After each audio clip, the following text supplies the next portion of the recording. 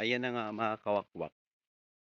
Ito tayo mga kawakwak 'no, pag-uusapan natin yung mga part ng ano, yung mga matatanda na akala mo feeling teenager sila sa kanilang pinagagawa dito sa YouTube. Dito pa talaga sa YouTube nagkalat ng mga ginagawang kababalaeo. Grabe kayo, hindi kayo nahihiya sa sarili ninyo? Paano na lang kung nakikita ng mga anak ninyo at makikita ng mga apo ninyo or apo ninyo sa tuhod or apo ninyo sa bilahan ninyo, hindi kayo nahihiya sa ginagawa niyo? Mag-isip nga kayo ng ibang content niyo, hindi yung puro kayo mga tsismis, makisawsaw sa mga problema ng may problema. Nakakasawa pakinggan 'yan at saka walang mapupulutang aral yung mga ginagawa ninyo. Mm. Walang makukuhang aral diyan kasi it's a nonsense na mga communications regarding sa mga balahuraan, mga bagay na kung saan ay akala niyo ay kayo ang mga presidente ng mga kademonyuhan, 'di ba? Ako nagsasabi lang ako ng totoo. Sa akin kasi sa part ko, ang masasabi ko lang talaga sa inyo, kung ayaw niyong tumigil, ituloy niyo kasi sa edad niyo na 'yan, tiyak talaga na diyan kayo maha-high blood at magkakaroon kayo ng maraming mga sakit. Tama, mali? Kasi nag-iisip kayo, eh, sa katanda-tanda niyo na, tsaka pa kayo nagbabalahuraan ng mga ganyang bagay. Yuck, kadiri. Kung kailan tumanda na tsaka pa magbalahuraan. Hindi na ba kayo nahihiya sa sarili niyo? Wala na ba kayong ibang baga mapagkakitaan kundi ganyan na lang? Showmanship dito sa YouTube pero kapal ng mukha niyo talaga. 'Di ba? Kung may isip man kayo sa kakatandaan niyo, patanda na kayo, mag-isip kayo ng mga bagay na may makukuhang aral ang mga audience or mga viewers ninyo, gano'n. Hindi yung pairalin yung mga kasinungalingan niyo dito sa YouTube.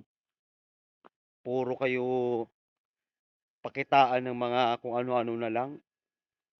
Diyos ko, mag-isip kayo, ng magandang content. Lagi kayo nagla-live, live kayo ng live. Tapos ang mga lumalabas sa mga bunganga niyo ay puro mga walang kakuwenta-kuwenta. Naturingan pa naman kayong mga lola. Hindi kayo nakahiya talaga, yuck. Hindi kayo nahihiya sa sarili niyo. Paano na kung makikita ng mga anak ninyo, yung mga apo ninyo, yung mga pinagagawa ninyo, tapos ngayon bigla na kayong pumanaw sa kalibutan, day. Mag-isip kayo, ha. Sa tanda niyo na 'yan, hindi niyo alam kung saan kayo kakampi, sino ang kakampihan niyo, hindi niyo alam. Kasi puro kayo ma-pride ang isip niyo. Lagi kayo nag-iisip ng mga bagay-bagay na akala niyo ikakasaya niyo na sa kamatayan ninyo. Hmm, sabi ko nga sa inyo, 'pag ako magre-real talk matatamaan kayo talaga sa kidlat, mga hunghang kayo. Kasi wala naman kayong kakuwenta-kuwenta, eh. Mm. Ako nakikisakay lang ako, sumasabay lang ako sa agos ng hangin. Pero ngayon sa ginagawa ninyo na bumabaliktad kayo, nagkakampi-kampihan kayo sa mga demonyo na mga lipuris na mga kasamahan ninyo noon, tapos kayo lang din pala magkagrupo-grupo. What the funk, 'di ba? Diyos ko, ang utak ninyo mga giring-giring na, mga utak ninyo mga talangka, hindi pa rin kayo nadadala sa mga emosyon ninyo na makatanda-tanda niyo na. Sana nga 'pag kayo ay naaksidente, eh, ganyan din ang sasabihin ko sa inyo, ibabalik ko lahat ng mga sinasabi ninyo.